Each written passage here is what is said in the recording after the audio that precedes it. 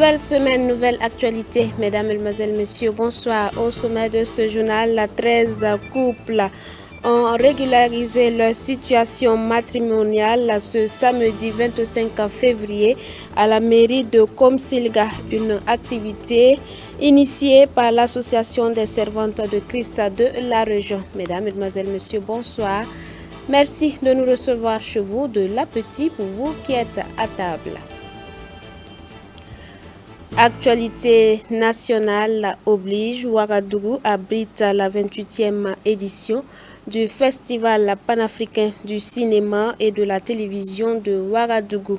Le clap d'ouverture de cette édition, placé sous le thème Cinéma d'Afrique et culture de la paix, a été donné samedi dernier par les premiers ministres maliens et burkinabés. Soulignons d'ailleurs que le Mali est le pays invité d'honneur à cette biennale qui refermera ses portes le 4 mars prochain. Voilà, donc vous suivrez différents éléments au cours de cette semaine donc sur la 28e édition du FESPACO. Suite de cette édition, une centaine de convertis à la gloire du Dieu vivant. C'est l'un des résultats de la semaine de prière internationale de l'Église des Assemblées de Dieu de Boulmougou Barrage, débutée le mardi 21 février dernier.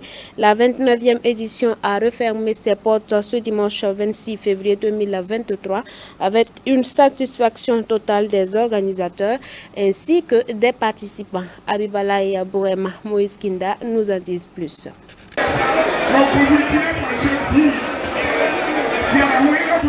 Ouverte le mardi 21 février, la 29e édition de la semaine de prière internationale de l'Église des Assemblées de Dieu Boulmougou Barrage a refermé ses portes ce dimanche 26 février 2023. Après une semaine de prière et d'enseignement, les participants repartent bien nourris de la parole de Dieu. Sincèrement, je peux dire que le séminaire a été vraiment une très bonne chose pour moi parce que ça m'a beaucoup fortifié à travers ces enseignements que nous avons reçus et les prières aussi qui ont été faites. Vraiment, on rend grâce à Dieu pour tout ce temps qu'il nous a donné. Beaucoup ont bénéficié spirituellement et moralement, vraiment. Les gens en tout cas sont bénis. Donc nous pouvons dire que c'est un acquis pour l'Église nationale et pour individuellement.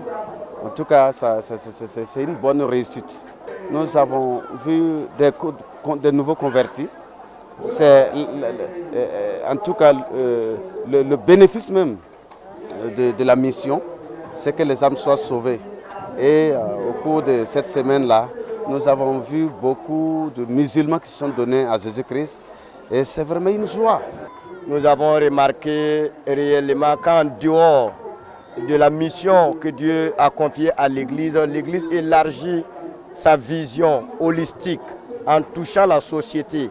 Quand nous avons vu que lors de cette prière, on a même fait des levées de fonds pour soutenir les veuves de nos soldats qui sont tombés au front.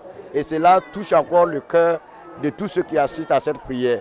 Comme il est de coutume, à la fin de chaque édition, une œuvre sociale est faite et cette année, ce sont 20 tonnes de riz qui sont partagés entre environ 400 veuves. Les fils et les filles de l'église qui sont en France, en Côte d'Ivoire, aux États-Unis, qui sont à l'intérieur, alors se sont associés avec l'église elle-même pour trouver ces tonnes de riz-là afin de soutenir les veuves des pasteurs décédés et également les veuves des VDP qui sont tombés. Voilà en fait la raison de cet acte-là qui est posé ce matin.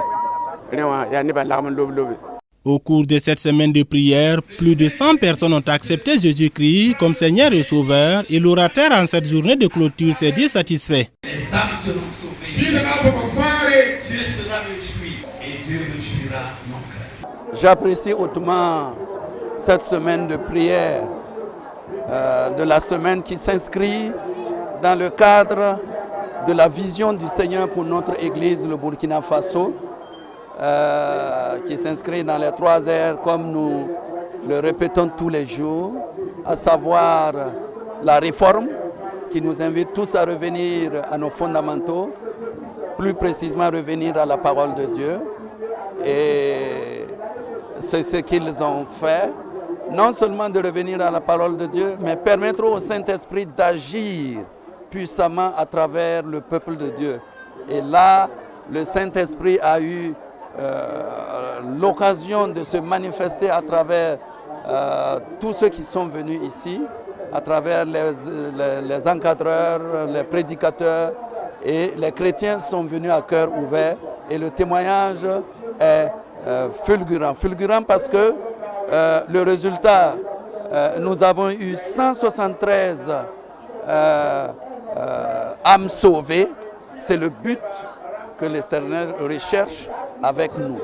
Et ce résultat doit réjouir le cœur de Dieu et moi, ça me satisfait beaucoup.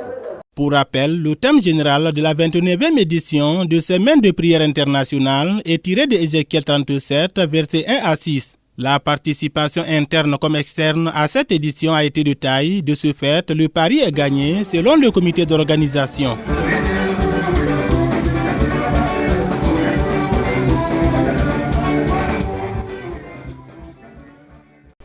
Toujours dans la même dynamique et nous faisons un zoom dans cette édition sur la grande convention missionnaire de l'Église des Assemblées de Dieu de Lafia-Bougou en partenariat avec le conseil régional de Bobo Sud. Animé d'un grand intérêt pour la mission, les fidèles de la dite localité n'ont pas marchandé leur présence pour suivre de bout en bout les différents enseignements. Le sous-thème intitulé « Ce qui peut être achevé du grand mandat » a été abordé par le docteur Jacques Compaoré. Élément plus de détails avec Odette Zongena, Xavier Ouedraogo. La convention missionnaire de la région ecclésiastique de Bobo Sud est à son haut niveau d'intensité. Ce qui peut être achevé du grand mandat, ce sous-thème a été abordé par le docteur Jacques Compaoré. L'orateur a en effet apporté le coup de projecteur sur le nombre de peuples non atteints dans le monde, estimé à environ 2,8 milliards d'individus, dont 6 900 groupes ethniques. Un chiffre qui tire la sonnette d'alarme et qui est une invite à un changement de paradigme. Actuellement, le travail individuel ne marchera pas.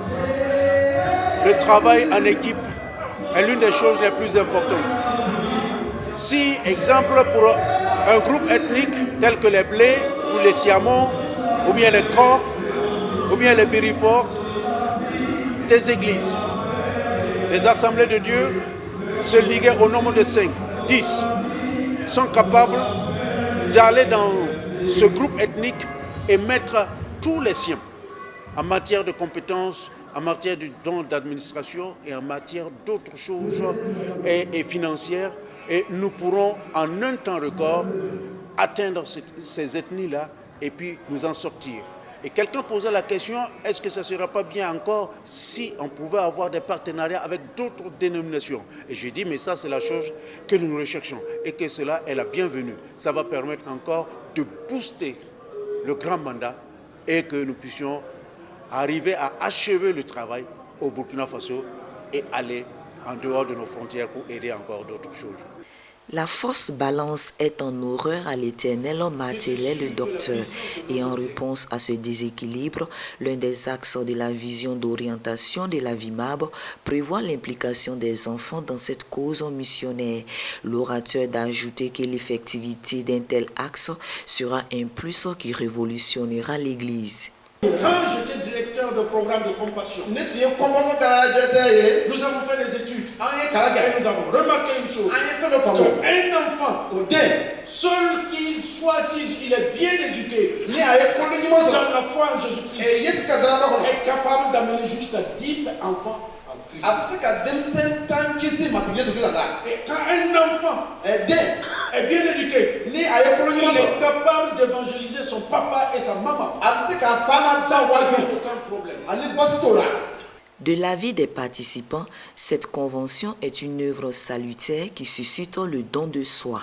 Je salue cette initiative parce que ce sont des activités qui manquent beaucoup à l'Église de Jésus, au corps de Christ en général, parce qu'il faut de telles rencontres pour sensibiliser le peuple de Dieu.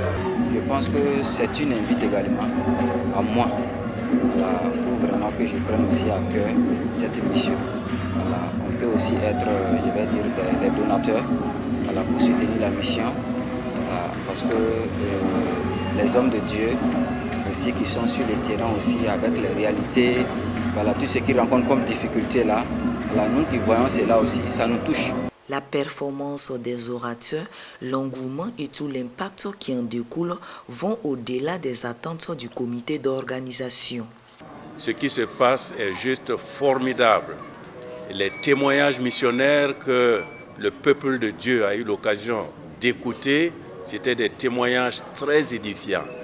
Nos orateurs invités étaient à la hauteur. En témoigne cette grande foule. J'étais à l'intérieur et avec ce silence, tout le monde était captivé. Je suis sorti à l'extérieur, en dehors des petits bruits des enfants.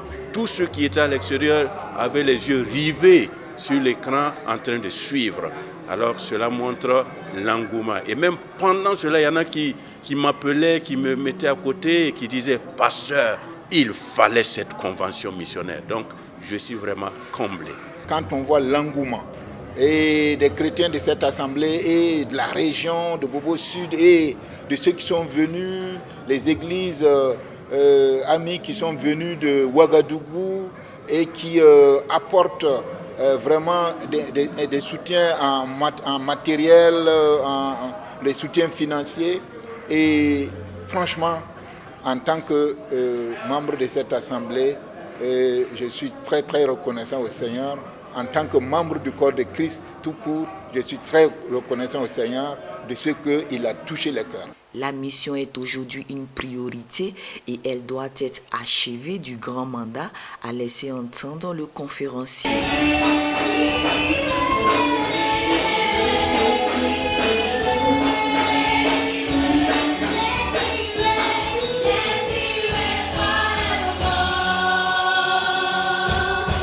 Je vous l'annonçais en titre à la mairie de Komsilga. Il a été célébré ce samedi 25 février 2023 l'union de 13 couples, un mariage collectif initié par l'association des servantes de Christ de la région. Plusieurs convives ont assisté à la cérémonie. Plus de détails avec Nathalie Ouedraogo, Daniel Ouedraogo.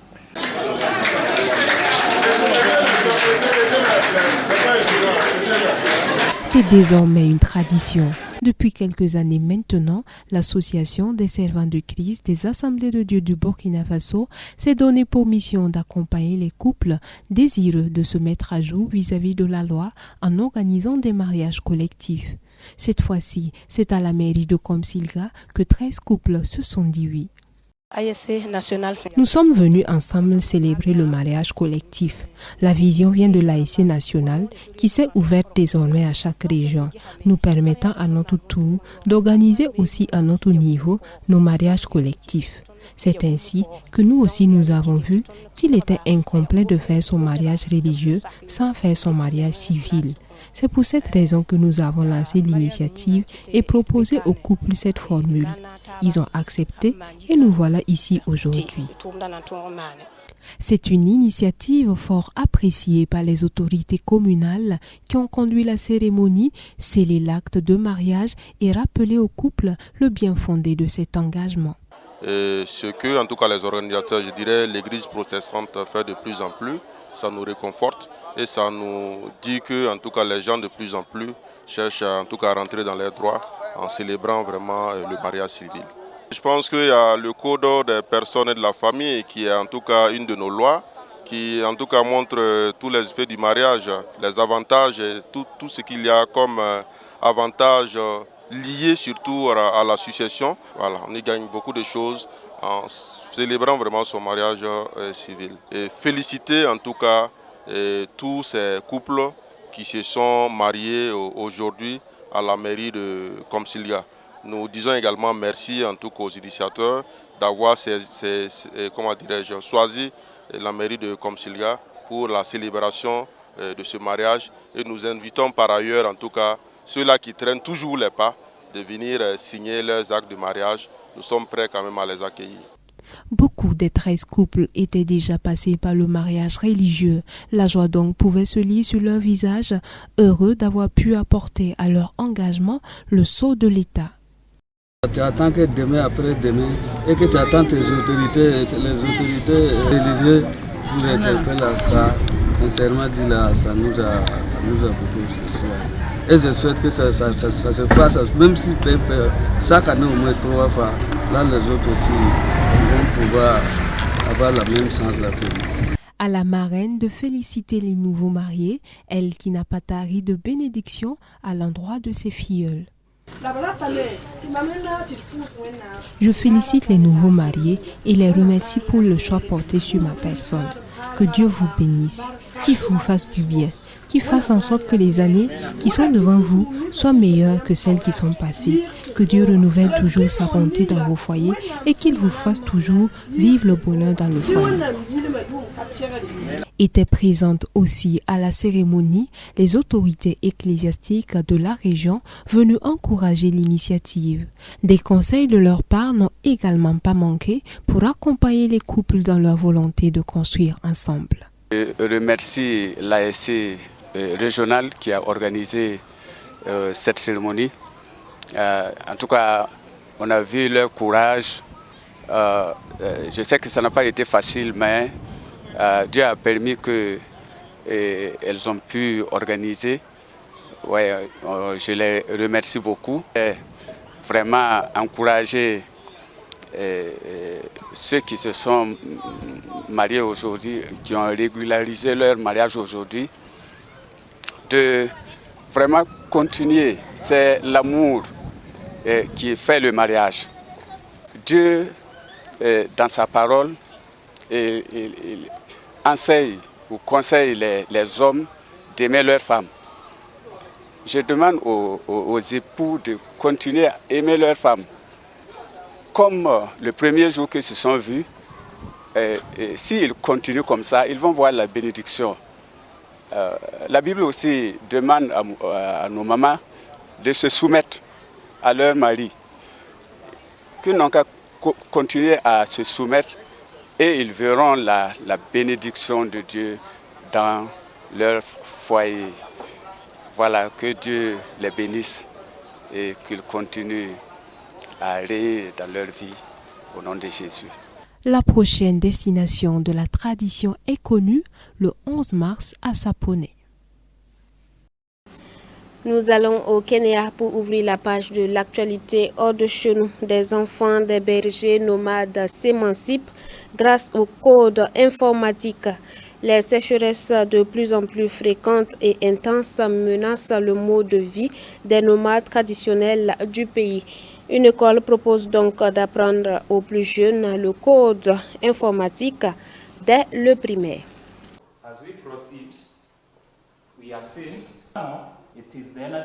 Dans cette école du nord du Kenya, en plus de la littérature ou des langues étrangères, c'est un langage numérique qu'on enseigne aux élèves, le code. Une manière d'élargir les horizons professionnels de ces jeunes et de les maintenir plus longtemps à l'école. Dans cette région rurale, la population est composée en majorité d'éleveurs nomades qui vivent du pastoralisme. Before I came here, I've never seen a computer because in the place we were, there was no computer about internet. It was to go search somewhere. But since I came here, I have seen a computer and gadgets, a lot of gadgets in here and skills that will help me in the future when I grow up. Les sécheresses de plus en plus fréquentes et le réchauffement climatique mettent en danger le mode de vie nomade dans cette partie du Kenya. Pour le directeur de l'école qui a instauré ce programme de code il y a 4 ans, c'est une manière d'offrir d'autres opportunités d'avenir aux enfants. And when we teach kids coding and ensure that they are taught to a standard that is maximum to them, we believe, one, it will open new avenues for them. Number two, it will help retention of kids in school and more admissions of children who now want to live the traditional lifestyles around this area, which is a pastoralist area, come and join school. And number three, we think they will fit well into the world in future as global citizens. L'établissement n'est pas relié à un réseau électrique. Pour alimenter les tablettes des 200 élèves de l'école, l'énergie provient de panneaux solaires installés sur le toit. Pour la plupart des enfants, c'est la première fois qu'ils ont accès à l'électricité, et en particulier à des ordinateurs. She was in a school in a pastoral area, So I decided to take her in an Ekesion primary school whereby she will get digital skills that in life she will be able to help herself and also help me as a mother. During my time or in my age, most of my age mates did not make it to learn, to get education. Avec l'apprentissage du code, l'école espère aussi contrer le recul des inscriptions. Avec la sécheresse, de nombreux établissements ont vu leurs effectifs reculer. Ils soupçonnent que de nombreux garçons sont requis dans leur famille pour surveiller les bêtes, plutôt que d'aller à l'école. Voilà qui met fin à cette édition. Mais rappelons que dans ce journal, vous avez pu suivre la cérémonie de régularisation de mariage de 13 couples dans la mairie de Komsilga, une activité initiée par l'association des servantes de Christ de la région ecclésiastique de Sapone. Heureux ménage donc à ces nouveaux couples et que Dieu les accompagne. Nous souhaitons un joyeux anniversaire à tous ceux qui sont nés un 27 février. Demeurez bénis en Christ Jésus. Bonsoir à vous depuis Fada Gourma.